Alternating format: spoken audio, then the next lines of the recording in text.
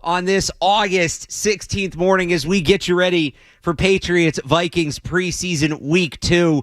Cerrone, welcome back. Good morning. I hope you had a good summer, and I hope you're ready to go. I did, man. I did. And good morning to you, man. Bringing the energy. I got to match that this morning. But yeah, I had a great summer. How about yourself, man? I had a good summer. It was nice, but I am excited to get back. As you can tell, I don't know that I'll have this energy every morning now through April. You might not get this energy again until the post-draft show.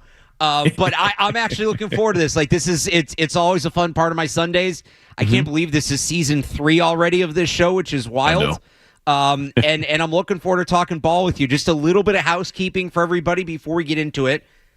So today is sort of like the soft launch of season 3, right, on a Saturday. So we'll have the show today. We will be off next week. No show next week, although me and you are back tomorrow for 4 hours. Yes. We'll obviously talk a lot of football, but that'll just be a regular show. So we're back today, off next week, and then we are back for the year. Labor Day Sunday will be our first full Sunday show, still at 8 to 10 a.m. every week. So that's the layout, but we are getting this one-off show in here for this Patriots-Vikings game, which we will get to. We will preview it.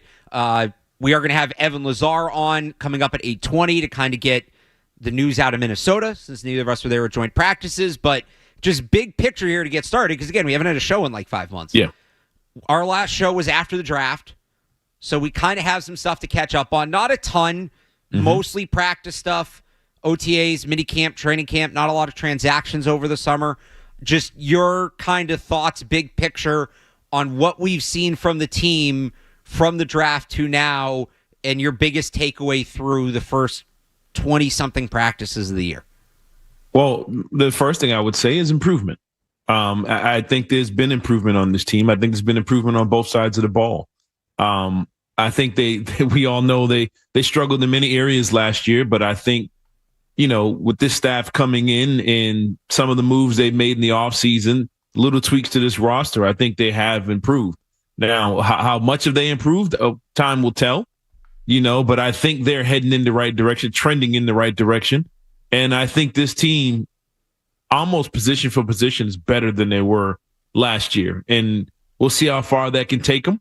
And I think the quarterback will determine how far this team really can go, because a quarterback can elevate a roster.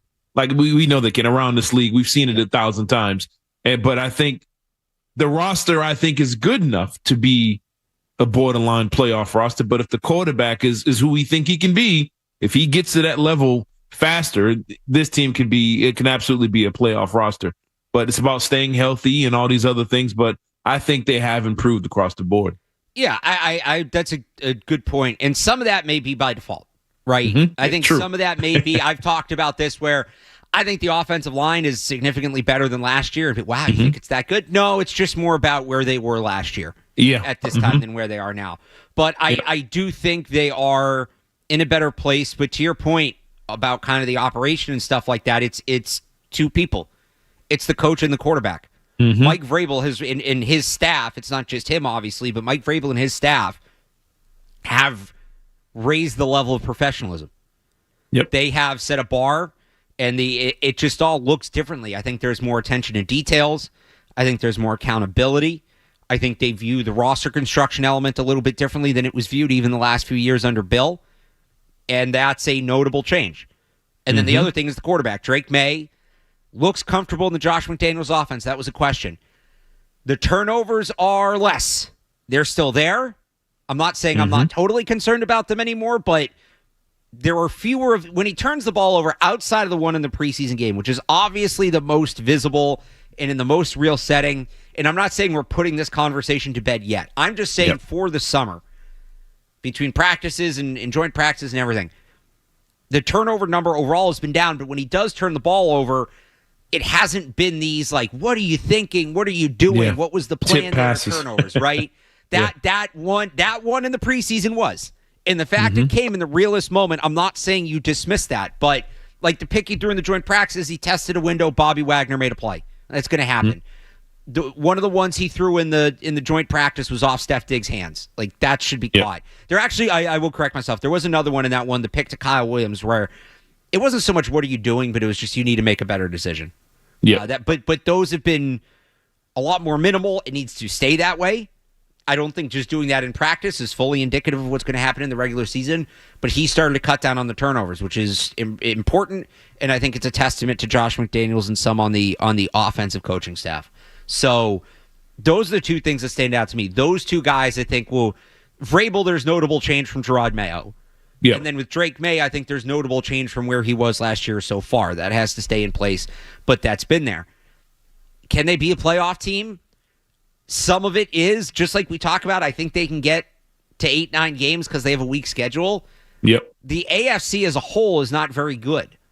The top of the AFC is. The top of the AFC class, the Ravens, the Bills. I would almost put the Chiefs and the Bengals like a slight tier below them. Yep, I agree. Those teams have their questions. Yep. After them, after those 4 teams, though, mm-hmm. Texans are fine. They've got some injuries. C.J. Stroud kind of regressed last year. We'll see. The Broncos might be good. I'm still not totally sold on Bo Nix. Can he have a Mac Jones type fallback? I'm not ruling that out. The Steelers, who knows? Total wild card. Yeah.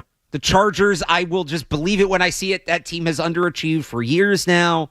And got injuries. That's true. Again, every year, Chargers training camp injuries. And then is it the Jaguars? Is it the Dolphins? Are you a big believer in Cam Ward and turning things around in Tennessee? Like, there's not that many good teams in the AFC, and they're all going to beat each other, obviously. But from what we've seen from the Patriots, I'll put them on at least on par with the Dolphins, with the Raiders, if you believe in the setup there. Jags. The Jags, right? The Jags, Titans, the Colts. They should be better than the Colts, really. Like, can you sneak that 7th wild card spot? If Drake May, to go back to your point about elevating the situation, and I want to get more into that in a second, can he steal you a couple games? You get to 9 wins and you get that 7th spot? That's not unrealistic. If the progression from Drake May and the progression from Mike Vrabel are there. These big win totals that are talked about, right? 8, 9, 10. Shout out Taylor Kyles, 13 wins. Don't duck your take, kid. Like, say it with your chest. It's a good take. In that, like, it's a good radio take. That's all. And I think it's nobody's saying the quiet part out loud. I was at 10. Mm-hmm. That's contingent on Drake May taking this year 2 leap. Yep. If Drake May, and I believe he will do that. If he doesn't do that, they're not getting the 10 wins. Like 8, maybe. If Drake May's not like a noticeable year 2 jump. But I think what I've seen in camp so far is encouraging. And a big thing that stood out to me in these joint practices, whether it was Washington last week, Minnesota this week, and we'll talk to Evan Lazar more about this in a little bit, everybody loved that Washington joint practice, right? Rave reviews. Yeah. And look, they were good. I don't want to take anything away from them. They were good. But I think if you went back, if we could go through and comb back through the film like we do for a game, I don't think it would be quite as impressive as it was made at first impression for the offense. But I think part of the reason for that, I don't think it was people getting caught up in the moment. I think Drake May made it look better than it was. There were times where he threw receivers open. There were times where he was able to maneuver in the pocket and buy extra time, or he was getting the ball out quick, so the pass rush didn't matter, being his own best pass protector, something we talked a lot about with Tom Brady during that time. By all accounts, again, we'll talk to Evan, it sounds like he kind of did the same in Minnesota. Maybe not to the same extent, but he did the same in Minnesota against a better defense, too. If that's what you're going to get out of Drake May, then, double-digit wins to me should be on the table with this bad schedule and that defense that they have. Yeah, you visibly saw Drake May improving the guys around him, making guys look better. Like you said, he was throwing guys open, making plays, extending time with his feet, with his legs, things we knew that's one of the things we knew he could do coming out of college because he's such an athlete. And I think that's a part that people are forgetting too. He hasn't done it obviously in the preseason games. You're not going to do it too much and once your guy getting hurt. But the dude can move with his legs. That's another weapon that this team has. But you saw him improving the guys around him throughout camp, throughout some of the joint sessions or whatever, and making plays when he had the time to make the play. And with this team, about their win totals, last year, as bad as they were, I think they lost 3 games in overtime and won at the last minute. Like, they had several games that they could have won in the end. Were they trying to win them? I don't know. But to show how close it is in the NFL, that the average margin of victory, I think, is less than a touchdown a game. Can Carlton Davis, can Milton Williams, can Moses, can Trevion Henderson and Stephon Diggs, can those guys win you those plays, those last minute plays, those last minute drives? Can they force a turnover? Can they get a late touchdown, get you in field goal range? Yeah, I think this team is capable of doing that now. And one thing I noted that stuck out to me the most, especially through the Washington stuff and the preseason game, I sat there and watched it with you. Yep. They're more explosive. They have more speed. Yes. So some of these plays that last year could have just been a little 3-5 yard slant or a little quick screen pass. They have guys now that make one guy miss, and that's it. That's all you need. And I think that's a huge difference to this offense. We mentioned that with Henderson and Williams and even Diggs and Pop Douglas now, because of the guys around him, he's able to just beat one guy and go. So I think there's little moves, little things here or there that can buy you enough wins to get you in. We're not saying this team can win a championship or anything like that, but I agree with you. They're that next tier of teams in the AFC. I think this team could be right there. And if this defense continues to grow, we haven't seen them with Davison and Gonzalez together.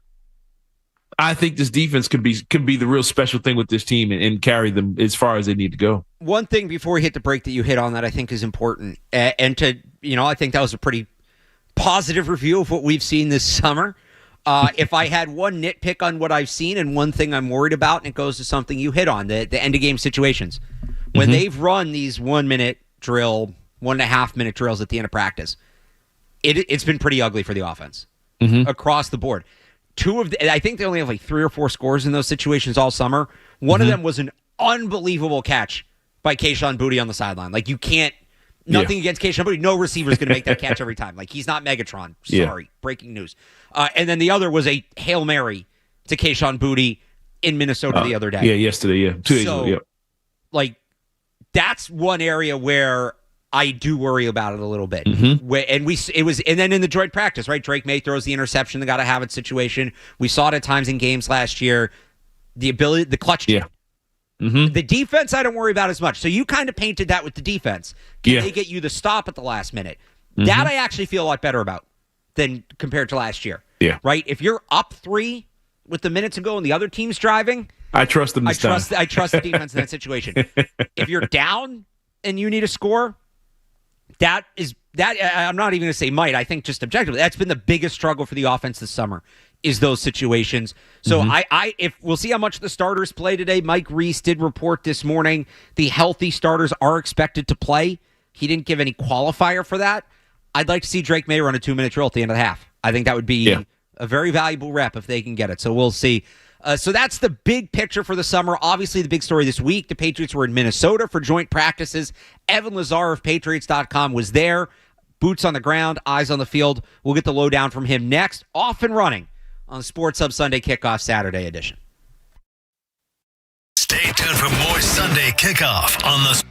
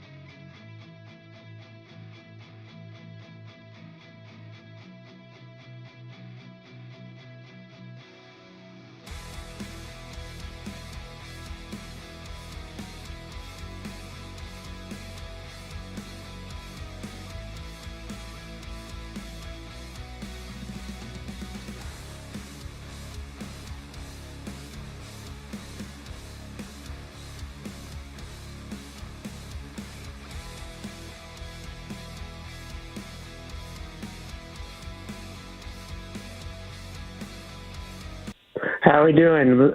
Alex, I've talked to you many times. Cerrone, how are you doing? Long time no see. I'm doing pretty good, man. How about yourself? Doing well. Doing well.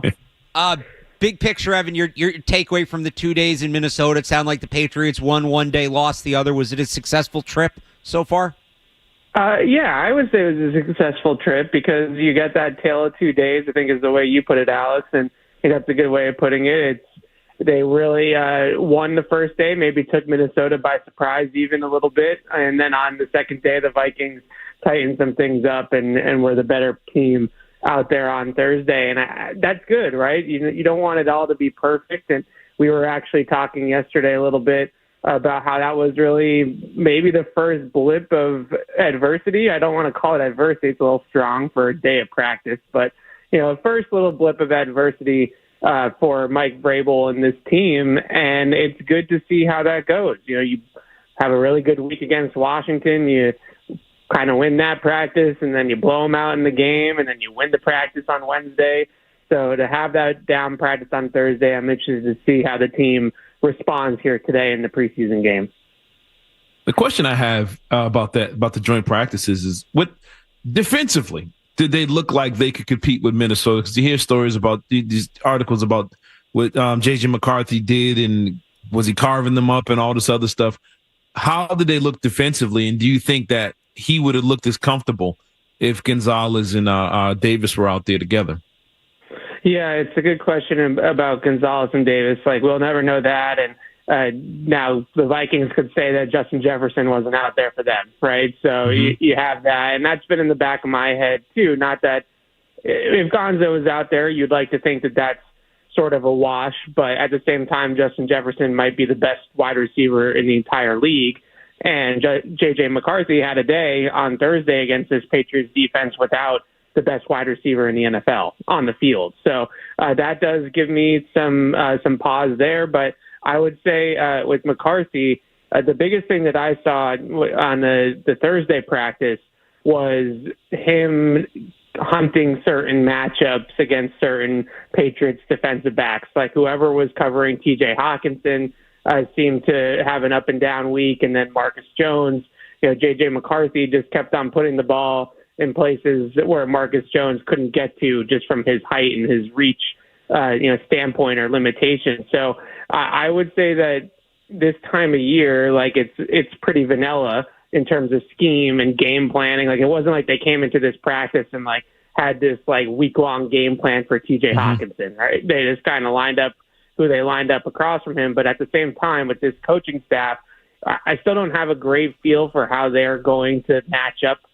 game plan-wise. Like we knew so easily how Belichick was going to handle certain receivers on the opponent's team, whether it was matching body type for body type or, using brackets or double teams or whatever the case may be. So I'm still interested to see how this coaching staff proceeds like that, because right now it's kind of just mano-a-mano, one-on-one across the board, and the Vikings weren't able to move the ball as well on Wednesday, and then on Thursday they were able to find the matchups, and JJ was able to complete some passes. So I've heard a lot about the secondary. How was the pass rush?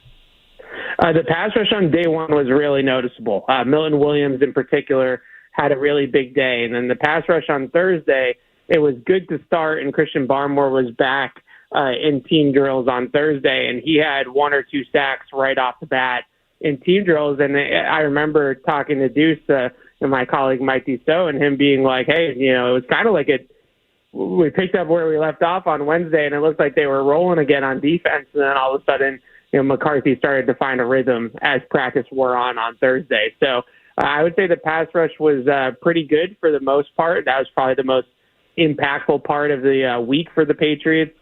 Keon White had some noticeable rushes, Milton Williams, Harold Landry certainly, but then it sort of tapered off as the practice went on Thursday. On the offensively, I know it's hard to tell in some of these sessions or whatever. Well, that's probably not as hard, but do you notice them improving on the ground game? Could there be I know Stevenson was on the bike for most of the sessions or whatever, but do you see them looking like they can move the ball on the ground? Similar to what they did in Washington. They got 106 yards in the first half against Washington, that preseason game. Do you see them now? I would say that good. but being able to move the football against a good defense like that on the ground. They were able to, the second unit, I thought, really opened up holes on Wednesday for the running backs, with that backup offensive line against the Vikings twos. But I thought that for the ones, for the most part, it was pretty tough sledding against that Minnesota front. Now, it's a really good front. Jonathan Greener, Dallas Turner, Javon Hargrave, like that. They've got some players on the defensive line in Minnesota. So that was a big part of it. But then on day two, Travion Henderson broke off a couple of runs, a nice outside zone run and high red zone, probably a touchdown from like 12, 15 yards out, I would say. So that was good to see. I'm still interested to see, McDaniels in the past has always been a downhill run scheme guy, right? Run the ball right at people, lead the fullback, pull the guard, get right downhill. And they have incorporated a little bit more zone than what they have in the past, probably to try to be able to boot or move the pocket off of play action for Drake May. They probably like that, with his athleticism and his ability to throw on the run. So that would be my guess. But we've been covering many joint practices and many training camps where they've tried to install outside zone, and they've tried to go that direction. It feels like 3 or 4 years in a row, and they haven't fully been able to do it. So I'm interested to see how this staff implements that and if they are able to do it this time around. Sticking with the offensive line again, we're talking to Evan Lazar of Patriots.com. Pass protection, Will Campbell, Jared Wilson, the whole thing. How did it look, and how in your mind has Drake May managed to? How has he looked when there is pressure? Do you think he's done a better job of being able to create with pressure on him? And is there too much pressure on him that maybe it doesn't matter? I would say that was probably the most encouraging thing out of the 2 days. Was I thought that Drake May kept his cool and his poise, despite the fact that Brian Flores was throwing the kitchen sink at him from a pressure standpoint. And he stood in there, and when he had time, he made throws down the field, good throws. And there was even a couple in that Thursday practice that Pop Douglas got his hands on and dropped that I said the other day, like if he catches those passes, and maybe we feel a little bit differently about how that Thursday practice went if Pop breaks those off for, 30, 40-yard gains, because it did look like he had some space. And one of them, he just blatantly said that he saw all sorts of green grass and he started running before he caught the ball, right? One of those situations. So I would say that Drake May's performance and his ability, as Vrabel said, to not let it turn into an S-storm was probably like the best thing that came out of those practices, at least from an offensive standpoint. So that was good. Now the pass protection remains a work in progress really across the board. I've been saying that I think this group as a whole is a better run blocking group than it is a pass protection group, really from left to right. I think all those guys, their strengths are probably their ability to run block. So I think everybody has some concerns or some question marks about how they're going to be able to hold up in pass protection, mainly that left side, that rookie left side, and then at center, too, with Garrett Bradbury. I don't know how great he's going to be in pass protection either. So it's an ongoing situation. I think for Campbell specifically, I know that there's a lot being made out of that Thursday practice where Grenard definitely got the best of him. I think the main thing with him is just how does he learn how to keep his leverage, maintain that inside leverage so that he can block inside out, but still get out to those rushers that have some skill and have some speed that test his edge. That's a hard thing to do for a guy that might have some length limitations, is to be able to set inside, but then also still get to those speed rushers off the edge. Real quick, Evan, before we let you go here again, it's Evan Lazar of Patriots.com. One thing you're looking for in the game this afternoon? Well, I would say, tackling is the main thing. I think Mike Vrabel, right off the bat after the Commanders game, mentioned tackling. They had 11 missed tackles in that game last week, and that didn't really seem to sit well with the head coach. And then I'll cheat and I'll give you two, passing offense. Like those are the two things he pointed out right off the bat from that game on Friday night last week, or tackling on defense, and they need to be able to pass the ball better on offense. So I think we're all going to be looking for those things. He is Evan Lazar from Patriots.com. You can follow him on social media at EZLazar. Evan, thanks for joining us. Anytime, guys. I will react to more of the stuff from joint practices. Plus, you want to call in and talk Patriots with us, 617-779-0985 here on Sports Hub Sunday Kickoff Saturday edition. Boys Sunday Kickoff is on the way.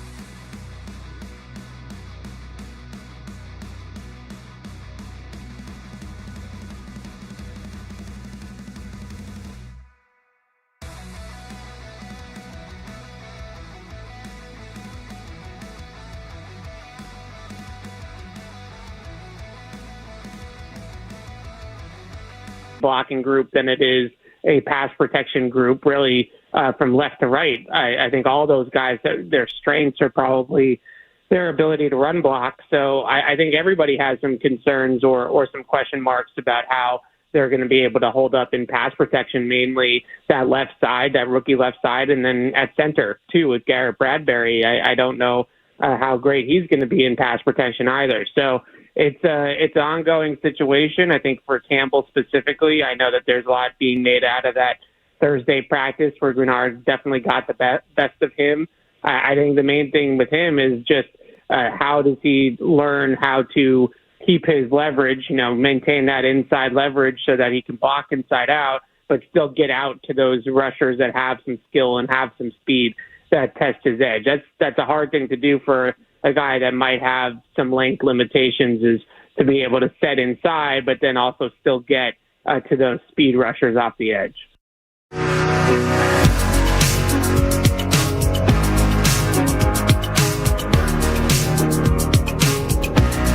Here on 98.5 The Sports Hub Sunday Kickoff, Alex Barth and Cerrone Battle. That was Evan Lazar with us just now. If you want to listen back to any of that interview, we have the Sunday Kickoff, if you forgot, from last year, Sunday Kickoff podcast, where we get your podcasts. Also, the show streams live on YouTube. Cerrone, your level of concern with the offensive line as a whole to this point?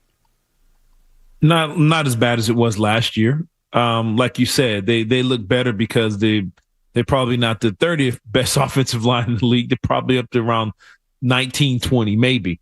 But I think they'll get better as time goes on, as long as they stay healthy. I think they'll be more of it's not so much that it's all physical. I think there'll be some chemistry because they're all new pieces. They haven't played with the guys to their left or right at all. This is it, their first go around with these guys. But I think as time goes on, you start going through more games and more practices and more film and develop more of a chemistry and a communication. I think they'll be better as a unit, as a whole. Because I think you've mentioned this before. If you have a couple good offensive linemen, they can make the guys around them kind of look better, and you develop more of a better, because no one has a offensive line that has 5 all-pros. You know what I'm saying? They have a couple great guys, a couple good guys or whatever, but as a unit, they can play really well. And I think they'll develop that as time goes on. But I do think people are overlooking the reasons why they have some of these joint practices. You go up to Minnesota because they have a dominant front seven and you want to test your offensive line against the best of the best. And I think they went out there and they got themselves, they got in that classroom and they learned, they got a lesson from one of the best they're going to face. And that's probably one of the better teams they're going to see all season, outside of probably Baltimore and Buffalo. But I think they're going to be a good unit. And I think against average to below average teams, they're going to have their way. But I think they're going to have their struggles against good teams, but I think they're going to get better as time goes on. For me, part of it too is like you said, they'll get better. I think Campbell will, to an extent, figure it out. Mm-hmm. And when I say to an extent, he's not going to be Joe Thomas, but I think he'll get to a point where he gives you like starting caliber left tackle reps. Might be a couple weeks into the season, but I do still think he'll get there. The starting 5 of Campbell, Wilson, we'll come back to center in a second, but we'll say Bradbury for now. Campbell, Wilson, Bradbury, Onwenu, Moses. That group to me is representative. Mm-hmm. It's not great, but can that be top 20, 25 offensive line in the league? Yeah. I think top 20 is kind of the ceiling for me, but certainly shouldn't be the worst offensive line in the league. Mm-hmm. What happens is when you start pulling guys out of that, and you're not going to have 5 linemen start 17 games. That's just not, I'm not rooting for injuries, obviously, but that's just not realistic. Mm-hmm. When you start pulling guys out of there, the Jenga tower falls quickly. The drop-off from Jared Wilson to the next left guard isn't great, and that's going to impact Campbell, and that's going to impact Bradbury. Yep. Bradbury himself has started to struggle. If he falls off from where he was at the start of camp, which he's coming off a rough season, that's going to impact things. And then what do you do at center? Is it Ben Brown? Do you move Jared Wilson inside? But now you have to solve the left guard thing. We'll see where Morgan Moses is at. They've been very worried about his health. Not worried about his health, like he's had a ton of rest time throughout the summer. Yeah. If it's that 5, I actually feel okay. I think they'll figure it out. it's after that 5 that I'm like, yeah, this could start to turn into the direction it was last year pretty quickly. Yeah. And I think the saving grace for them would be you might come away with a team that can, well, with this Josh McDaniels offense, we've seen it in the past where the ball is out quick, where we've seen them look good in the run game. We mentioned that this might be a better running, better offensive line to get versus the run. So I think than they can the run pass. block. I think the run blocking potential is significant. I think they can run the football, and I think they can get the ball out quick. They have guys that look like they can get open pretty quick. And unlike last year, Stephon Diggs, healthy Stephon Diggs, 2 steps, that man can be open. Pop Douglas has looked great during the summer. He can get open pretty quickly. Keyshawn Boutte seems like he has a good thing going with Drake May. And if you get Kyle Williams and some of these other guys up to speed, I think these guys can get open quicker. I think they can run the football, and I think that'll save this offensive line. We've seen it in the past with this team, and it's during the heyday, but ball out quick. It didn't really matter who the offensive line was. They were cycling guys in and out. Ball's gone quickly. I think they have to live by that philosophy until this team gets better on the offensive line. But I think that is probably the key weakness probably to this whole team is probably that offensive line. But I think they're still good enough offensively that they'll be a solid team. So it's funny you say that. I'm going back through stuff when we're getting ready for the show, and I found I want Kyle to play this, and I'll explain why in a second, or maybe you'll catch on to it. This is when we started the show, so this is 2-3 years ago now. This would have been like around this time in 2023. This was the original promo we ran for this show, and see if you can catch why I'm playing this. Kyle, go ahead.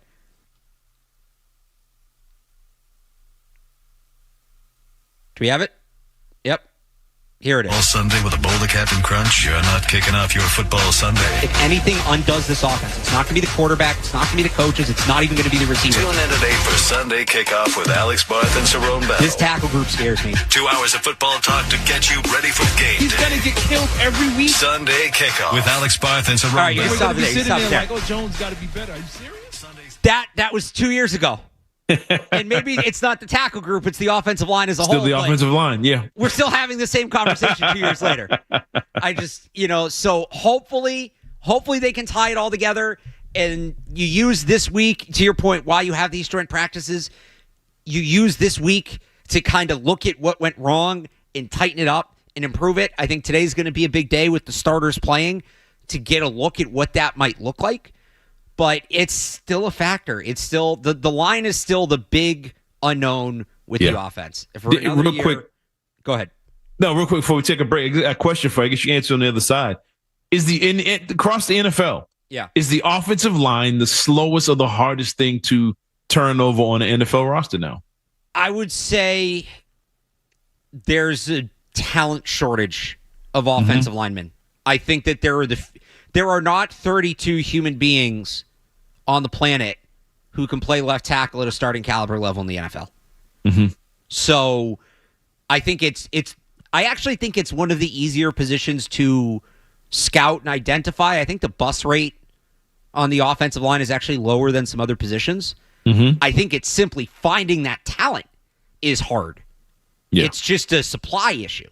So I guess depending on how you want to define, is it the hardest? Like it can be, because the players just aren't there. Yeah. So that's how I'd put that. I see you guys on the phones. We'll get to you next. It's Alex Barth and Cerrone Battle on Sports Hub Sunday Kickoff. More Sunday Kickoff coming up on the Sports Hub.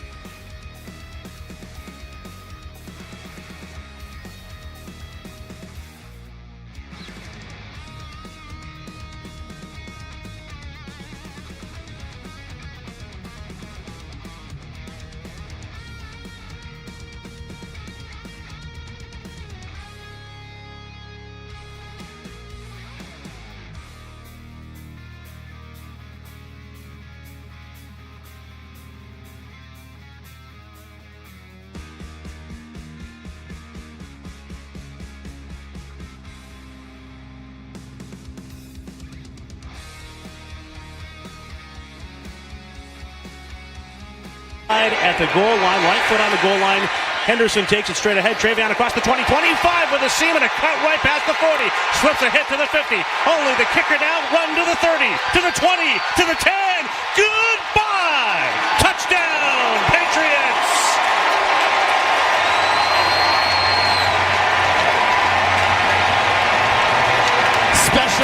Special talent from the rookie running back, second-round pick out of Ohio State, Travion Henderson, seconds into his first professional game. I know it doesn't count, Bob, but it does matter.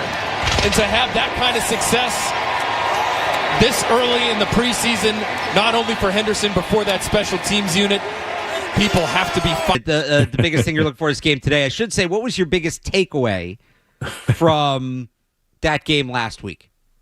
You know what? I want to say Henderson so bad because he like college play. He's going to be a star in this league, the fantasy monster in a couple years, but hopefully this year. My biggest takeaway, and I mentioned this to you during the game, they looked clean. Like coming out of the huddle, the pace they came out of the huddle and lined up, ball out, no flags, move the ball. Quickly, line up, ball out.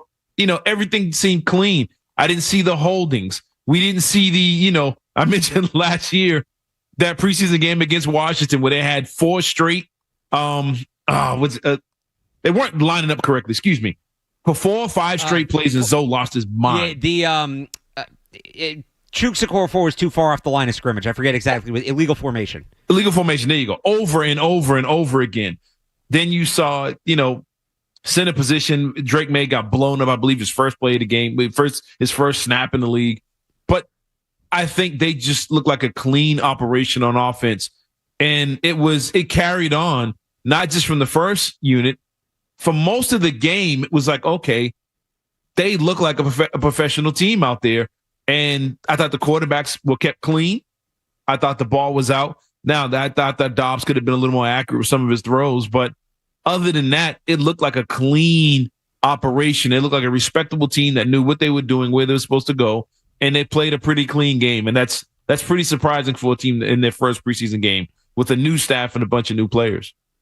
Yeah, it's a good point. The operational element of it is big anytime with the new coach. And I remember saying going to the game, like, it's not going to be perfect. It just needs to not be glaring. And they were pretty close to perfect in that regard. Even the penalties they had, they were in the course of play. There's a holding, which I think was a questionable call, if I remember correctly. Like, there was a holding.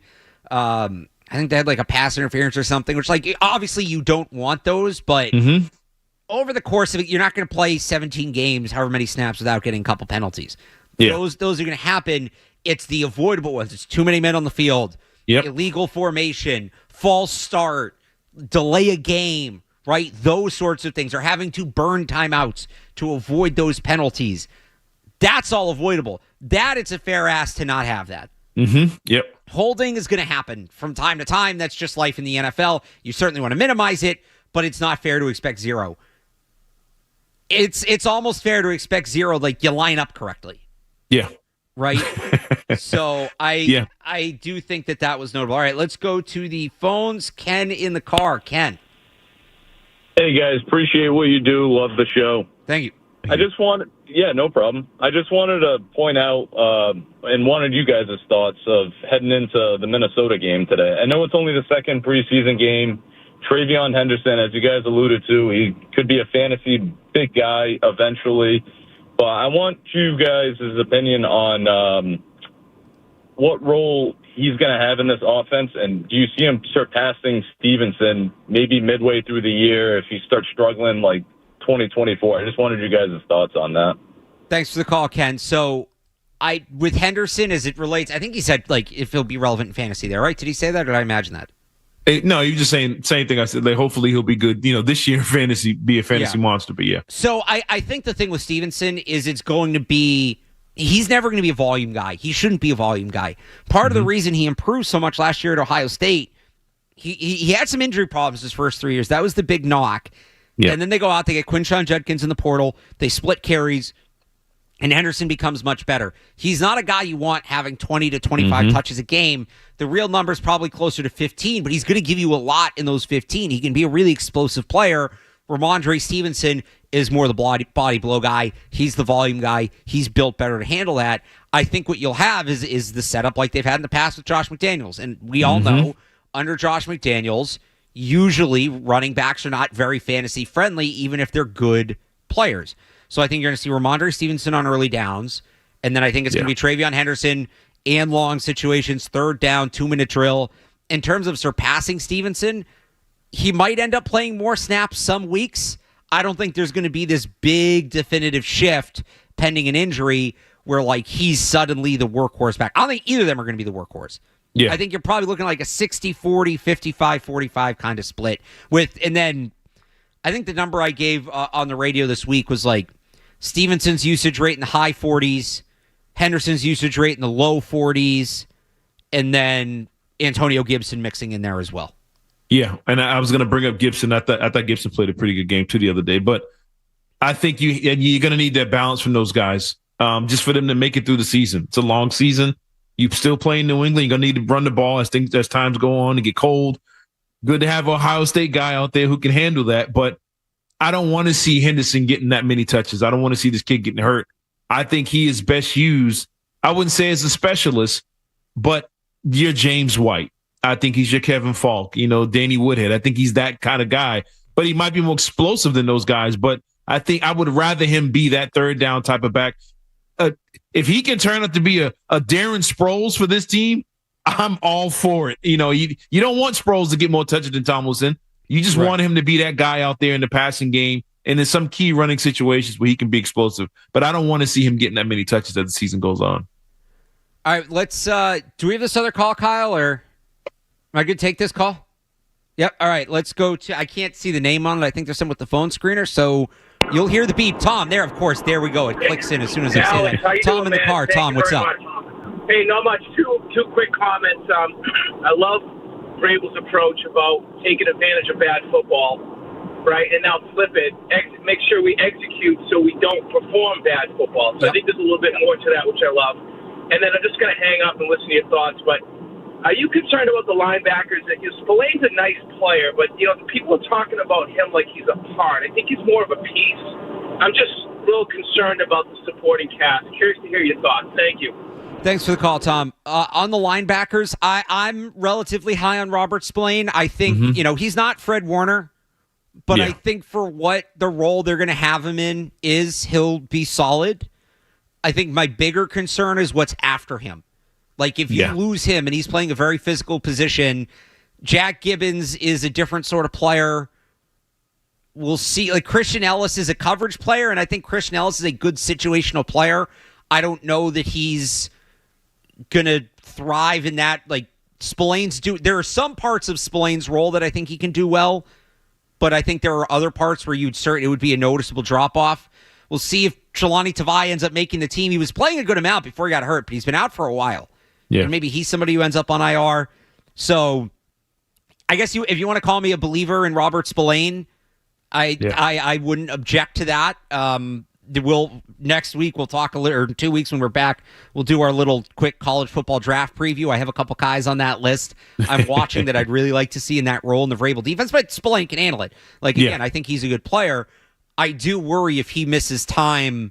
I don't know that there's a clear backup in place they're going to maybe have to play things defensively. And I'll add to that. We'll get to Kyle Duggar in a little bit. I don't think moving Kyle Duggar to linebacker is a complete answer either. Yeah, and real quick on Spillane. Yeah. Just watching him from the overhead view of the press box last week, he's very instinctive. Like, it was almost like he knew what Washington was doing as well as they did. Like, he knew the play. He might not have gotten to the ball, but you could see him moving in the direction where the quarterback was going to throw it over and over again. And I'm like, I didn't know he had that in his bag like that. So I'm pretty excited to see what he can do. And I think he'll play a huge role in this team, forcing more turnovers, something I think they could have been better at last year. But I think guys like him is going to be key to this defense. It's tough. He's a player where if you're looking for it, if you're really watching him, you see the things he does really well. Mm-hmm. him just getting, like, if you're just seeing him make the tackle and you don't see look how at he the box gets score. to the ball. Well, I think the box score is going to be impressive. I think he's going to run up a lot of tackles. But you might just think, like, okay, he's just making, like, to your point, you watch his process, you watch him from when the ball is snapped and what he does to get himself in the right position. That's what's impressive. So, I'd encourage you today, if he plays number 14, I know it's a rough number on a linebacker, but when you get past that, like, take a handful of plays, take a couple plays, and watch Robert Spillane, like, from the beginning of the snap. Don't follow the ball. Watch Robert Spillane, and I think you'll maybe understand why some people are higher on him than you maybe expected. And it's all more the reason, like, go watch the other linebackers. You'll see maybe there's some drop-off there. All right, we're way past it, so we're going to get checking the headlines. Then we will get into today's game. I wanted to catch up because we were off all summer. Second half of the show is all going to be game preview today. Patriots-Vikings. Again, you have questions about today's game, 617-779-0985. 90 seconds, no commercials, and we're back here on Sports Hub Sunday Kickoff. From the Telfair Tire Studios, WBZ FM and HD1. It's not just the games. It's Toucher and Hardy, Zolak and Bertrand, Felger and Maz, Joe Murray. For Boston sports fans, it's 98.5, the Sports Hub. Beasley Media Group Station. Sports Hub headlines, presented by Celsius Energy Drinks. After 2 joint practices in Minnesota this week, the Patriots and Vikings meet for their Week 2 preseason matchup this afternoon. According to ESPN's Mike Reese, for the Patriots, expectations are for healthy starters to play. Meanwhile, for the Vikings, starting quarterback J.J. McCarthy will not play. We'll have coverage of the game right here on 98.5 thesportshub.com, starting in an hour with Patriots preview at 10 o'clock. Kickoff is set for 1. Tonight, we'll have more live game coverage for you as the New England Revolution hosts Los Angeles FC at Gillette Stadium. That game kicks off at 7:30. And the Red Sox walked off the Miami Marlins last night. It was a Trevor Story single that made the difference in a 2-1 win. The two teams get back at it today. 4 o'clock first pitch. It's going to be Brian Bayo getting the start for the Sox against Cal Quantrill. Sports Hub headlines are brought to you by or driven by the fun-to-drive Honda HR-V. Head to your local New England Honda dealers to learn more and see our lineup of Honda vehicles. I'm Alex Barth on Boston's Home for Sports, 98.5 The Sports Hub, your next update during Patriots Preview. New England plays here. Ball down the right side, there's a separation. Touchdown pass. Perfect dive from Drake May. 98.5 The Sports Hub. Alex Barth and Cerrone Battle are here, talking football every Sunday morning with the insiders and with you. It's Sunday Kickoff on 98.5 The Sports Hub.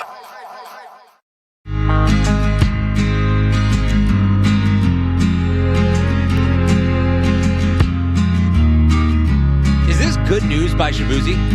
One great song. Shabuzi has more good songs than, like, Bar's song's great. But Shabuzi kind of, like, sort of has a little bit of a catalog building for a guy as new at this as he is. 2, all I really need is a little good news, is a good song to play before a preseason game. So good job on that, Kyle. It's Alex Barth, Cerrone Battle with you on Sports Hub Sunday Kickoff. Kyle Fabrizio behind the glass, back with you for a special Saturday edition ahead of Patriots Vikings. We are leading up to Patriots preview at 10 o'clock with Chris Gasper and Jim Murray. Bob and Zoe will have the call at 1, and then it is Joe Murray and Matt McCarthy on Patriots pregame coming up after Patriots postgame coming up after the game. I'll actually be on postgame next week too, so I'll get to talk to you guys after the Giants game because we won't be back until after that. Patriots Vikings today, preseason game week 2, coming off a week of joint practices. We get the news from Mike Reese this morning. So healthy starters are expected to play. So I read that as more or less the same as last week. That's what they did. That's what Vrabel said last week. Among the not obvious ones who didn't play, obviously the guys we know are hurt, right? Christian Gonzalez, Kendrick Bourne, those guys didn't play. Morgan Moses didn't play. Stephon Diggs didn't play. Both, it sounded like, were full participants in joint practices. I'd like to see the two of them, especially Diggs. I don't know how you feel about some of this Diggs stuff, about maybe the team's concern with him. I think this is just dog days at camp stuff. Yeah. I think everybody at this point is kind of itching to go. I'm not worried about him being worried about not getting the ball enough. Now, do I think he's somebody who would get upset if he doesn't get the ball enough? Yeah. Yeah. That's wide receiver one behavior. That's every high-profile receiver feels the same exact way. How many times did I say it this offseason, Cerrone? Larry Fitzgerald ain't walking through that door. Yeah. These wide receivers now, they're into themselves. And I think you have to be to play that position. Yeah. I'm not judging. No judgment here. And it's that way now. Kids coming out of middle school feel they need the ball. It's right. It's the way it is now. Get used to it. It ain't changing. So I'm not worried. But the reason I'm not worried about it is I think they're going to volume feed Diggs the ball. Yeah, he's going to get his numbers. I think he's going to be the one in the Edelman role in this McDaniels offense. I think he's going to be the 10 to 12 target a game guy. I know that's not who he was in Buffalo. He's a big play threat in Buffalo. Last year, they had Nico Collins and Tank Dell as their big play threats, and Diggs was their chain mover, and he was pretty good in that role before he got hurt. So to me, he's in that role, and then Pop Douglas is sort of in the Amendola / Chris Hogan role, where you're using his speed more to stretch the field vertically. But if Diggs isn't getting the ball a lot, that probably means he's not healthy. And if he's not healthy, I'm not as worried about his standing on the roster. Like, if he can't play, he can't play, right? Yeah. So I would like to see him play today, though. I kind of want to get a look. I get being careful with him. I don't want them to rush him back and have him aggravate the knee. But if he's good to go, and I know he was kind of ho-hum with Diana Rossini this week, but if he's good to go, I wouldn't hate. Give me 3 plays. Give me 3 plays just to see how he's moving. I wouldn't hate to see that. What are you looking for in terms of the starters? We can get to some of the depth stuff in a little bit. But now, knowing that the starters are playing, what are you looking for from the top unit, offense or defense? Offensively, I want to see if they can move the ball against this defense. You know, from what we've heard, they kind of took it to this offensive line. I want to see if they can move the ball against this defense. And I want to see May kind of test the receivers a little more. Last week, it wasn't just May. Last week, it wasn't that many passes that went to the receivers until late in that game. And Efton Chisholm was able to eat a little bit. But I want to see them challenge the guys on the outside. I want to see the ball get out there quick. But I want to see this passing offense move the ball against this Vikings defense. I know it's not a regular season game. You're not going to get all the schemes. But I want to see them hold up against this team. This is starting unit. And kind of change the narrative about the way how things went during the week. If you in this game, at least looking on par with this Minnesota defense, I think people are going to give you a lot of credit and a lot of respect. I think their confidence is going to go up. But I want to see them look pretty good offensively. And that doesn't mean go out there and put up 48 points against this team. But I want to see this starting unit move the ball, get in the end zone a few times. Don't stall out on 3rd and long. Just play a clean. And again, like we talked about last week, play a clean half of football. No holdings, delay of games, false starts, fumbling the snap. Yeah. That type of stuff I don't want to see. And just see if they look competent against this Vikings defense. No turnovers is the big one for me. And look, I think this is a good test because obviously I want to see the line do well, and that's a storyline. This Vikings front's the real deal. Like, there's going to be some pressure on Drake May as long as he's in the game. I want to see how Drake May handles that, and if he's not making that same kind of mistake he made last week when it comes to turnover. I want to see them move the ball. Specifically, I want to see them throw the ball. That's going to be a big one for me. And I think those one right too. I set that up like I have a third one. Rule of threes they teach you like early on. People like information in threes. So I try to go to 3, but those are the big 2. No turnovers, and I kind of want to see them. I know they can move the ball running the ball. Like, obviously I want to see them move the ball big picture to your point. Yeah. But I'd really like to see if they can get a drive where, they hit 3, 4, 5 passes in a row. It doesn't even have to be big downfield stuff. Like 5 yards, 6 yards, 4 yards, 5 yards, 3 yards, 5, like that kind of thing. Just get in. I want to see the passing game get in a rhythm, I guess would be the best way to put it. Let's go to Joe in the car, who I think is kind of on the same line as us with that. Joe. Good morning, guys. Good morning. I got a question for you guys, and I'm just wondering because I hear a lot of people in the sports media and fans like myself who say that what makes us so sure that Drake May is our franchise quarterback, and the reason why I say that. What did he do last year that made us think, wow, this is the guy? Is it because maybe that the guy that was behind him or before him, Brissett, and, the flop Jones was so bad that anybody would have looked much better than those 2 guys? But, honestly, because I hear so many reporters that are on the field at practice saying Drake May, he's struggling, and now with Diggs having some kind of thing with Vrabel. But I'm specifically looking at Drake May, how he played last year. I mean, 17 interceptions in 14 games. That's not really good stats. That's kind of like mediocre at best as far as a franchise. And again, I know it's his first year, but we seem to think that this is the guy that's going to be here for the next 10 years. And I really haven't seen really too much of him of last year in what I'm hearing. I don't know. Do we really do you guys really think that Drake May is a franchise quarterback? Because I tend to think that, Yeah, Joe, thanks for the call. I think he has the potential to be that guy. Yeah, that's the key. Like, it's the potential to be. And what do I base that off of? It's seeing what I saw at North Carolina. It's individual moments last year. And some people are going to roll their eyes at that. But when you talk about the development, it really at any position, but especially quarterback, the last thing that comes for all of these guys is consistency. You see flashes from players, and you get excited about the flashes, and then at what point do the flashes just become their game? And I don't know what he's talking about, people saying him struggling at camp. I think he was the bright spot. Right, outside. There's one day, they had that one day where they were in the red zone that Vrabel called the defense out before practice, and the defense just went to town. Outside of that day, he's been, even the days like yesterday, you hear all these reports. Horrendous day for the offense. Awful. The offensive line couldn't block anybody. Wide receivers are dropping passes. But Drake May still had a solid day. Like, I think he's been more consistent in this camp, which is what's encouraging to me. We're not there yet. He's got to do it in games. I'm not ready to anoint him. Nobody's talking about a contract extension yet. Yeah. But he has flashed the tools of a franchise quarterback. This is what year two is about. This is what the year two leap is. Okay, I don't want to be like last year. I was perfectly fine talking about the flashes from Drake May because he was a rookie and the situation around him was horrible. The situation's now better. He's got another year under his belt. We should not be talking about, when we get to the end of the year, we should not be talking about flashes from Drake May. We should just be talking about this is what Drake May does. And that's not to say I want him to peak in year two. He shouldn't. There will still be room to be better, but it's going beyond that flashes stage.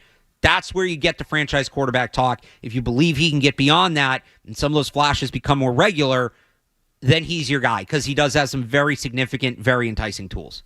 Yeah, and I think one thing I would say to the caller is how many young guys his age look like 10-year veterans, like they're going to be the franchise guy for 10 years. I mean, we can say, well, Jaden Daniels, or even let's say Joe Burrow. The situations around them compared to what it was around this guy is night and day. Bo Nix last year. We still have questions about Bo Nix, but that Denver was a legit team around him. Like Bo Nix could go out there and throw for 103 yards and they would still win the game. Drake May, in order for them to win, had to put up big numbers and do some magical things. Right. Situations are totally different. Now, as time goes on, you look at Drake May, physical traits, the arm strength, being able to throw on the move, accuracy with the football. Now we get to see what those things look like if the offensive line holds up with a ground game and with a receiving core. It's hard to say a kid that was playing with the worst receiving group in the league, probably the worst offensive line, and one of the bottom rushing groups in the league can look great as a quarterback. Now you put the pieces around him and see what he can turn into. But outside of the Lamars and Mahomes and Josh Allens, there's a drop off at the bottom level of guys, and some of these guys are considered franchise guys. Could he be better than Trevor Lawrence? Some of these guys, yeah. C.J. Stroud, as good as he looked his first year, he had a significant drop off second year. Why? The receivers weren't there. All of a sudden, he had a bad receiving room, and he didn't look as hot. So talent around these guys really makes a difference, and hopefully the talent around May can help elevate his game as well. So to your point with the drop-off, I know we have to hit the break call. We'll get there in a second. The Athletic, and we had talked about this a little bit when I was on earlier this week. The Athletic did their quarterback rankings, and they do it in tiers. And I don't know why it's being a pain for me to pull this up right now. But they had Drake May at 22nd. Mm-hmm. They had Drake May as 22nd best quarterback based off last year, and that's not including rookies. So it's based off last year, right? That's a tier 3 quarterback, which they're Again, we'll do this after the break because none of this will load for me right now. We'll do this after the break. Alex Barth and Cerrone Battle on Sports Hub Sunday Kickoff. Stay tuned for more Sunday Kickoff on the Sports Hub. Coleman. It's electric. When you need an electrician, call Coleman Electric. From Boston to Bow, New Hampshire, south to Sandwich, west.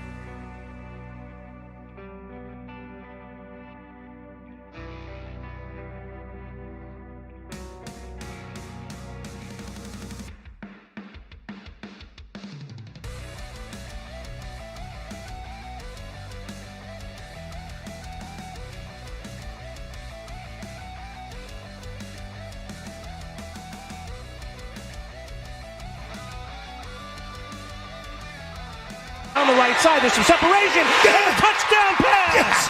Yeah. Keyshawn Moody on a perfect dime from Drake May as he beats Stingley down the right side. Mayday. What a time for the first touchdown of his career as a Patriot. You're down 14-zip. You accept the call that Douglas got it. You get it the second down. And this thing brought down rain. I mean, the second he got the ball, the back foot hits, it's up. And what he does, he allows Keyshawn Booty the ability to find it in space and just drops it in the bucket. Back here on Sports Up Sunday Kickoff, Alex Barth and Cerrone Battle. Just kind of put a bow on what we were just talking about. I think the Athletics QB tiers, there's some things overall in this I definitely disagree with, but I think where they're at with Drake May is just about right. And I think it does a good job of setting the stage for this year. So they have Drake May as the 22nd best quarterback in the NFL, not including rookies. They have him as a Tier 3 quarterback. They define a Tier 3 quarterback as a legitimate starter but needs a heavier running game and or defensive component to win. A lower volume drop back passing offense suits him best, which is an accurate description. Drake May last year, they have him one spot below Sam Darnold, one spot ahead of Caleb Williams. Some of the write-ups in here, the way they get this ranking is they poll coaches and GMs and things like that. So some of the write-ups they have from one coach mentions Josh McDaniels does a good job of eliminating negative plays. I think that will help him. One coach says Drake turned the ball over a lot. He got injured and had a concussion, but it was tough what they were doing offensively under Gerard Mayo. Another coach, I remember coming out of our game and people were like, oh, we saw the future. And I'm like, I don't know about that. He made 3 throws. Let's not Winston Wolf it yet.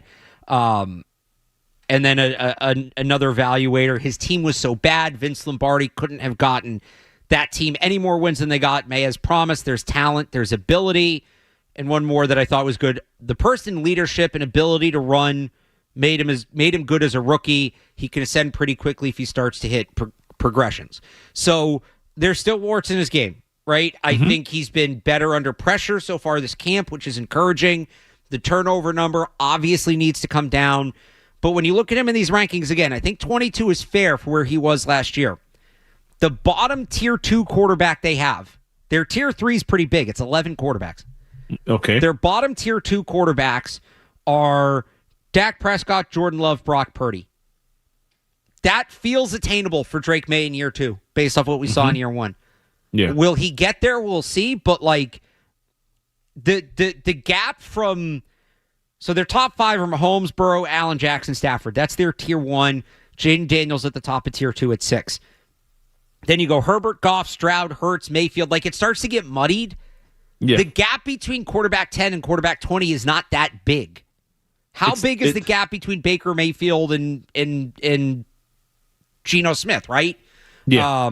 Or Sam Darnold based on what he did last year. So it's the flashes you see from Drake May that he flashes a higher level of play than a guy like Brock Purdy. Absolutely. Can he? And when I say consistently, which is what I hammered in the last segment, the consistency element of it, it's not just making the good plays consistently. It's not making the bad plays consistently. If he can do that, it kind of shows you how quickly he can jump into that next tier. Yeah, I think one key to when you read off the names on the tiers of guys above them, like people look at Baker Mayfield or, Jared Goff. Some of these guys on this list, we were looking at these guys like they were on their way out of the league. Yes. And then all of a sudden, when you put Jared Goff with that Detroit Lions offense, when he didn't have those guys around him, it was like, man, what? This is the same Jared Goff and Lions team that went up there and they got smoked by Bailey Zappi in a game. You know what I'm saying? And then next thing you know, you put certain players around it, 2-headed monster running back, you get a better offensive line, playmakers on the offense on the outside, and elite tight end. Next thing you know, man, look at Jared Goff. Man, look how great he is. Baker Mayfield, stop after stop after stop. All of a sudden he gets in Tampa. He's got 2 possibly future Hall of Famers on the outside to his left and right playing down in South Florida. All of a sudden, man, look how great Baker Mayfield is. When you put these guys around talent, it elevates them to a different status. This Patriots team last year beat the Cincinnati Bengals and Joe Burrow. why he didn't have the talent around him to be Joe Burrow. When you put bad pieces around him, it doesn't look the same. But all of a sudden, when his guys are healthy, the contracts are signed, and everybody's smiling, oh, man, look at this Joe Burrow offense. Look how good he is. Look, but Drake May never had that. He hasn't had the chance yet to get surrounded by some of the talent that some of these other guys have around them. And that, to me, that's the difference between, like you said, the number 6 quarterback and number 20 is the talent of the players around them. And I would throw in a defense that's an opportunistic defense that gives you the ball back more short fielders, more possessions, more chances to get higher numbers. And I think those things played into the success of Brock Purdy and some of these other guys. When you have a good defense, good weapons on the outside, you get more shots at it, better numbers, and less chances at turnovers. So I think as the talent increases around May, we're going to see what kind of player he is as time goes on. So let's talk about the guys around him real quick, specifically the wide receivers. There's 5 guys who right now look to be locks. That's in no particular order: Stephon Diggs, Kyle Williams, Kayshon Boutte, Mac Hollins, and Pop Douglas. Real quick before we get to the rest, actually, specifically Kyle Williams, fascinating camp because he's been getting open in all camp and the ball is just not coming to him. I think that's just a chemistry with the quarterbacks thing. Yeah. I'd like to see him get some catches today. I think that would be good for him and just kind of get the mental side of it going. After those 5, is there one spot? Is there 2 spots where they keep 7 receivers? A lot of people seem to think so. I had that in my last roster projection. We'll see. I'm going to do another one after this game. I'm still up on the fence of what I'm going to do. But the 2 guys really competing there are Efton Chisholm and Javon Baker. Kendrick Bourne, sort of, but he's hurt. He's not going to play, so we'll put him aside for now. Do you have either of those guys solidly on? You ready to put it in Sharpie? Are we getting too far ahead of ourselves with Javon Baker or with Efton Chisholm? I think Chisholm right now is tracking to be on. I think he's in good shape. For me, with Javon Baker, he's going to make the team because of special teams. He's going to make the team because of what he's done as a gunner, but they need a gunner. So he's not making it because of what he's done as a wide receiver. He's been up and down in that regard. I think there's a chance they keep 7 because of what Baker's done on special teams, but he needs to continue to do it. Yeah, Efton Chisholm, to me, I want to see him on the team because I love the way he operates in the middle of the field. And I love the way he gets open. I just think he can get open. Again, 1-2 steps, he's open. I think you need guys like that. And I think he's going to be shifty. And I think the more he understands, once the mental catches up with everything else when he's on the football field, I think he has a chance to be a special football player. Not saying a dominant all-pro or anything like that, but I think he's a good football player. And I think this team needs talent in depth. They need as many good players as they can in every position, defensively, offensively, whatever. But I think Efton Chisholm can be that kind of guy. Baker, if he's a good special teamer, keep him. If he's getting down there making tackles, I haven't seen it. You guys have been there on the ground. If he's dominant, and I say dominant, if he's been a good gunner and a good special teams player, you're going to need that. You're going to need those type of plays. We saw last week, you took one to the house and took advantage of a bad special teams play. You don't want that on your end, so keeping those guys around is key. So if that's the way you see him as special team, I can see that. But I think Efton Chisholm as a receiver, I think gets that last spot. Half an hour to go on the first Sports Hub Sunday kickoff of the year, 617-779-0985. You want to join us to talk Patriots? To your calls next here with Alex Barth and Cerrone Battle on the Sports Hub. Sunday kickoff is on the way on the Sports Hub. Baseball fans, enjoy Blue Moon Light this season. A light and refreshing citrus sweet beer from the Blue Moon Brewing Company. With only 95 calories, Blue Moon Light is brewed with real tangerine peel for a subtle sweetness and a smooth finish. Enjoy Blue Moon Light today. Summer's coming to a close, but the deals are still hot at Albrecht Auto Group. This month at Albrecht Buick.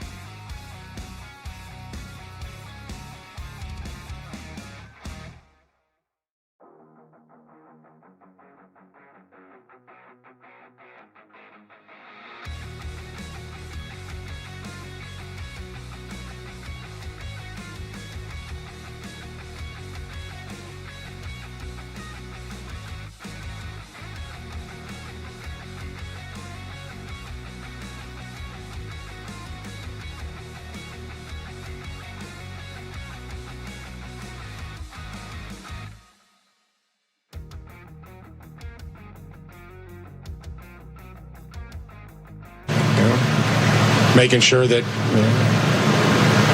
he's where he needs to be and understanding that the coverage concepts and everything we do keep working and keep progressing. A lot of this is the guys that have earned a right to take a look with that first unit. And again, that there'll be different lineups and different things, and it's a little just focus on the reps that you get.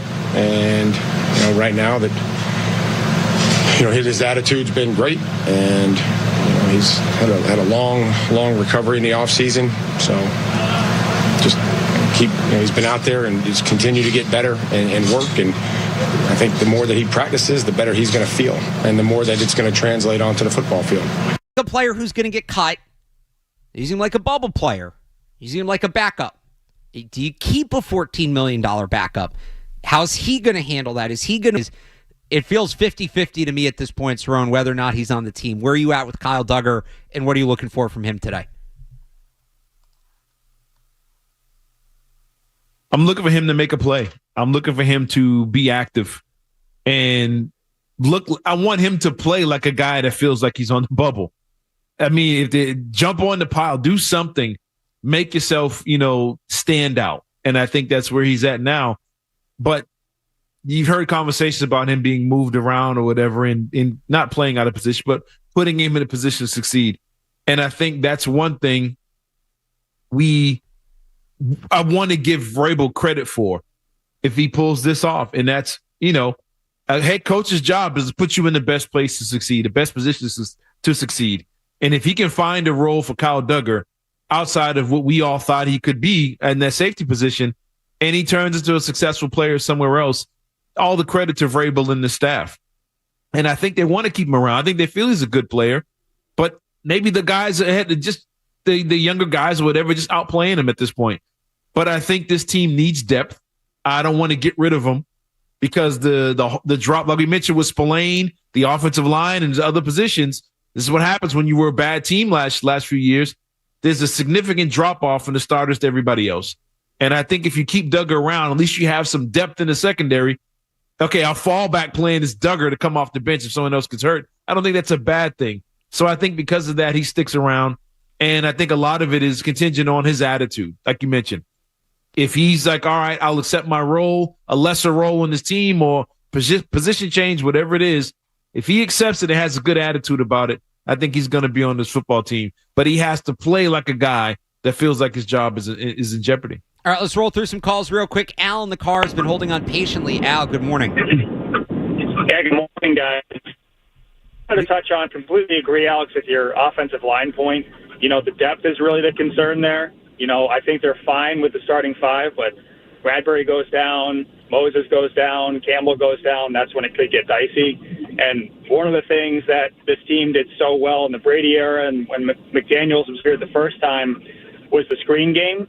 I'd love to see them get back to executing the screen game better. I mean, when you had the years of Newton and Mac Jones, the screen game was just awful, execution-wise, timing-wise. And, I think it's a way to just alleviate some pressure on the offensive line, easy completions, get some guys out into space. You have McDaniels back now.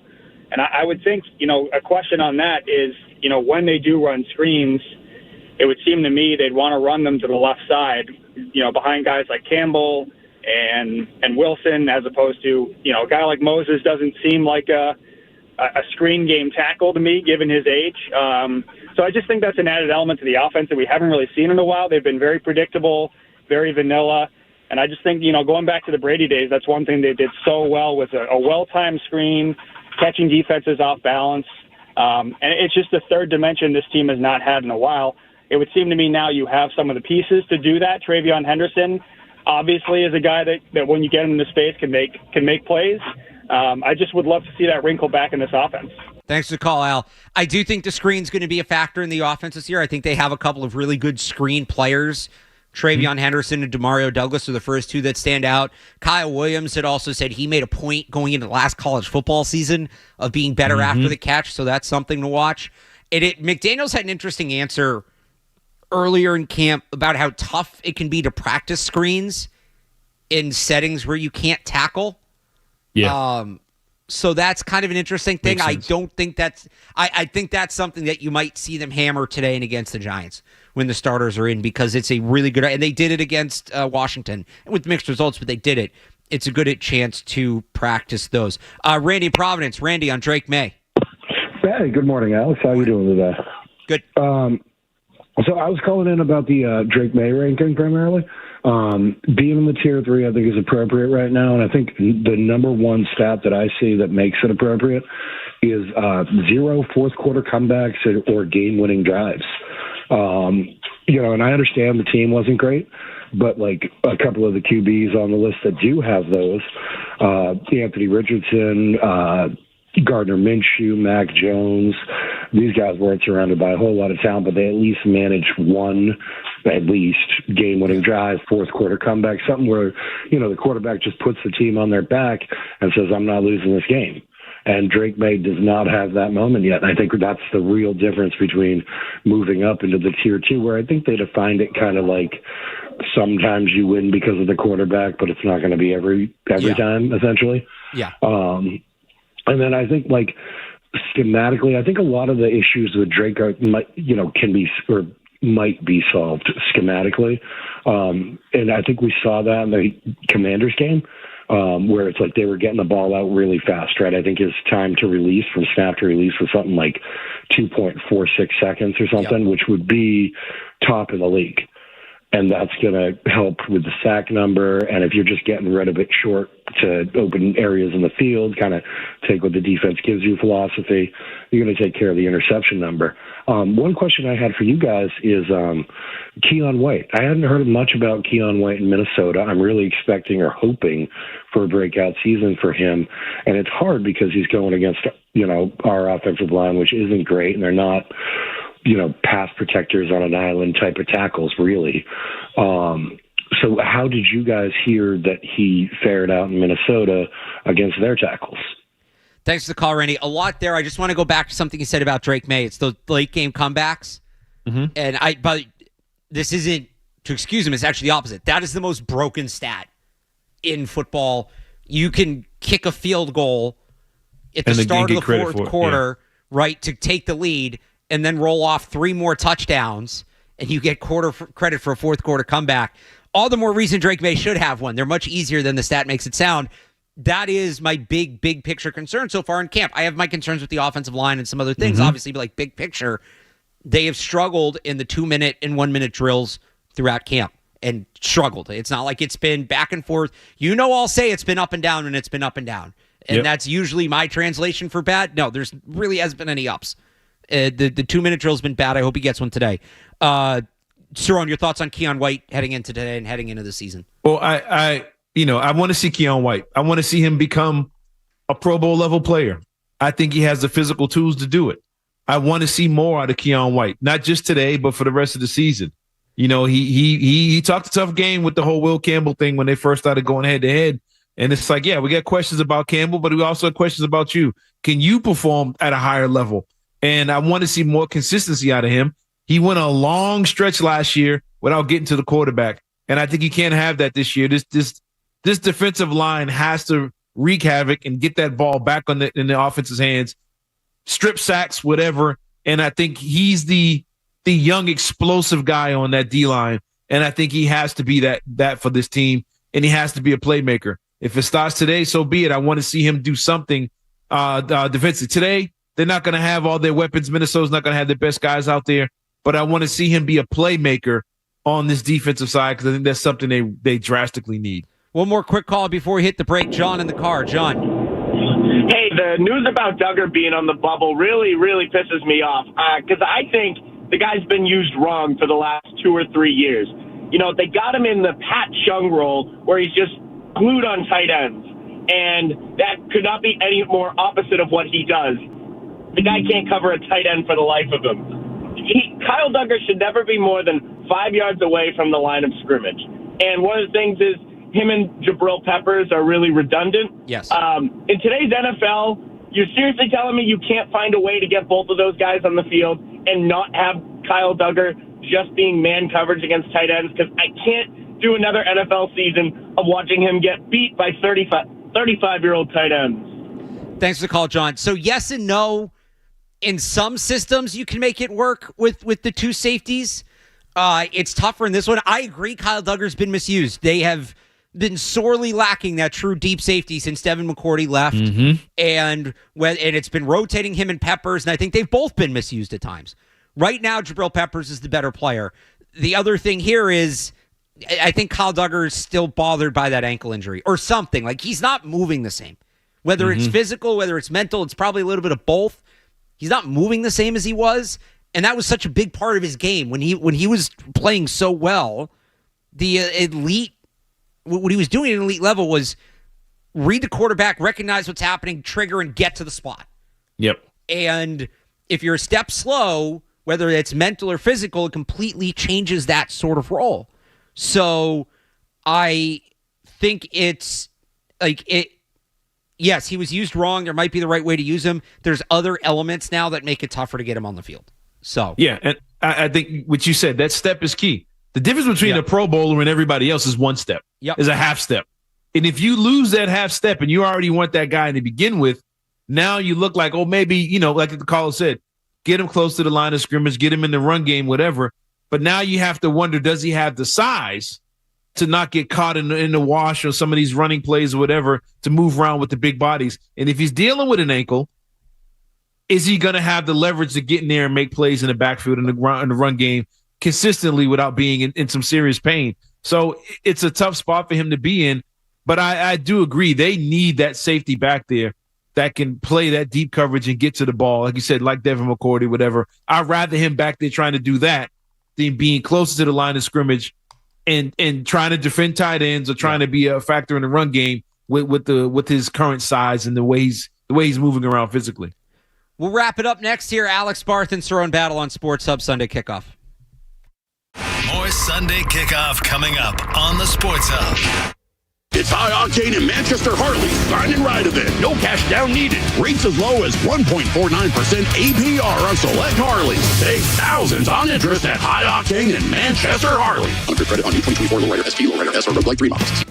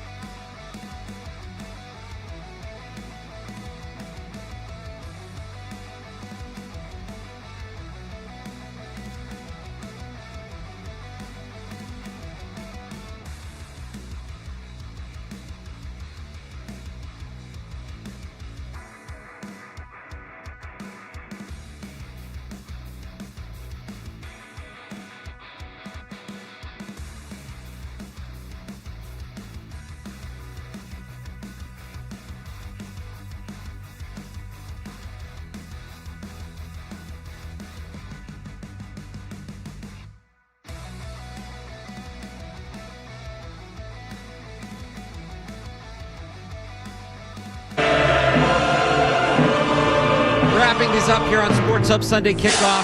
Alex Barth, Cerrone Battle, Kyle Fabrizi behind the glass. Cerrone, anything else you're looking for today that we didn't get to during the show?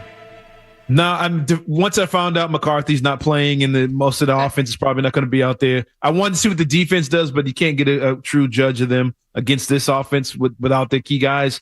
But offensively, I want to see them move the football. I want to see Kyle Williams. I have a Henderson type of breakout game. I think he's capable of that. I think he's a big play guy, and I want to see him get a chance to really shine. I want to see him play with Drake May, honestly, but with Henderson, honestly, it's bubble wrap time for me already. I was done after the kickoff. I was done with that. Like I've seen enough. We run right out of the tunnel and go get dressed and never come back again until September. But I think Kyle Williams has that ability, and I want to see him get a chance to show that today. I think last week, man, he probably could have had a couple touchdowns with a better quarterback. I think he has the ability. I want to see him shine, and I want to see them again look clean, no holdings. No, delay of games, a fumble in the snap. I just want to see a clean operation and no turnovers, and I'll be good for the rest of this game. You know what? That's a sneaky good one. Josh Dobbs, who had not had a good camp. Mike Vrabel gets asked if there could be a quarterback competition for QB2. Shot it down. Dobbs ended up having a good day, but then struggled again. Woolridge, I still think that gap's wide and it's going to be Dobbs, but Woolridge had a good game last week. If he keeps doing that, he's going to put a little bit of pressure on. I ultimately don't think that there ends up being a switch there because Dobbs is here as a veteran to mentor Drake May. That's why he's here. But, does Woolridge put a little pressure on or at least claim himself that practice squad spot as like, I am the third quarterback. I am, because they're going to keep three. They're going to, in total, they're going to keep one on the practice squad. You need that guy for the scout team. Does he kind of cement himself as that guy? So I thought he was good last week, Woolridge. So we'll see if he can do it again. That'll do it for us on this episode of Sports Hub Sunday Kickoff Saturday edition. So if you missed it before the show, this is sort of a one-off-ish. We will be off next week, and then we will be back Labor Day weekend Sunday. That will be the return to the normal time slot. And that will run through the draft. We will be back for the season for good next week on Sunday.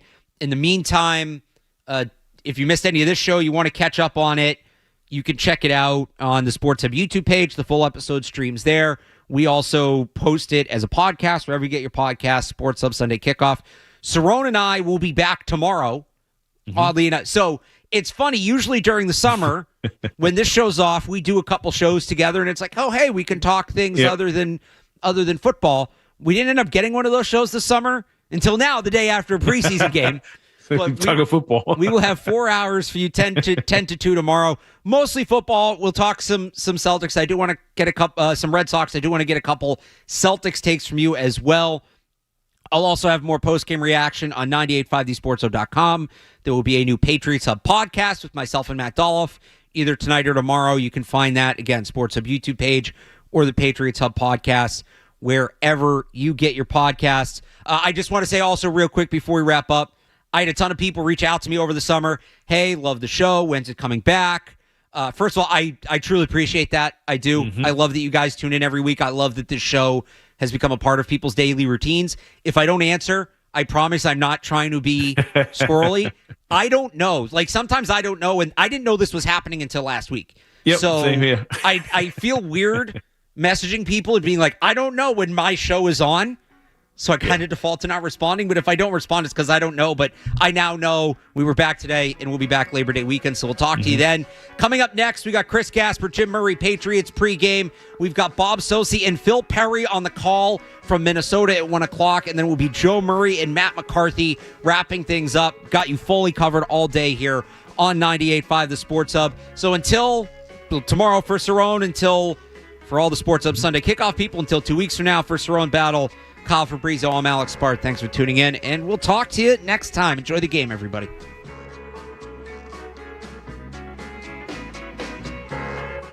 From the Tell Your Time Studios, WBC FM and HD1. It's not just the game. It's Toucher and Hardy, Zolak and Bertrand, Felger and